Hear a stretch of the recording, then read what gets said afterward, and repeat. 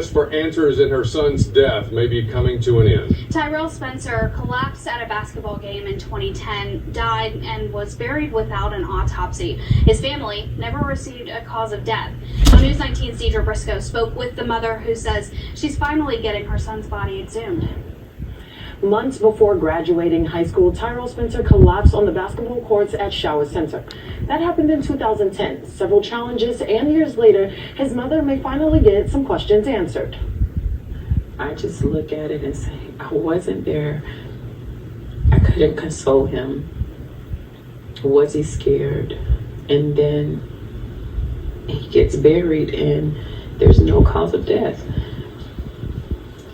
I don't know how to adjust to that. And for that reason, I couldn't stop fighting. 13 years of fighting. According to Dionne Mack, Tyrell Spencer was transported to Huntsville Hospital but could not be revived. She says after his passing, the hospital failed to perform an autopsy despite her request and paperwork. It was just, okay, well, we don't know what happened at first.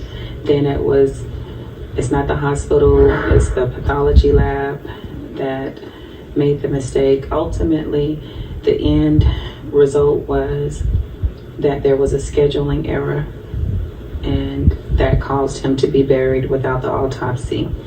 Mack says not only will the autopsy give closure to her family, it could also be a guide to check the rest of her family for an underlying family issue. There are so many underlying heart conditions that athletes and teens suffer, but it's not looked at through any routine physicals or, your annual exams. And he felt that it was important for me to get that done because he also said a lot of it is hereditary. And if I had other children, they would need to be tested and, they could possibly face a similar fate. Ms. Mack says mothers protect their children. She says keeping up with this for 13 years is her keeping her promise to her baby boy.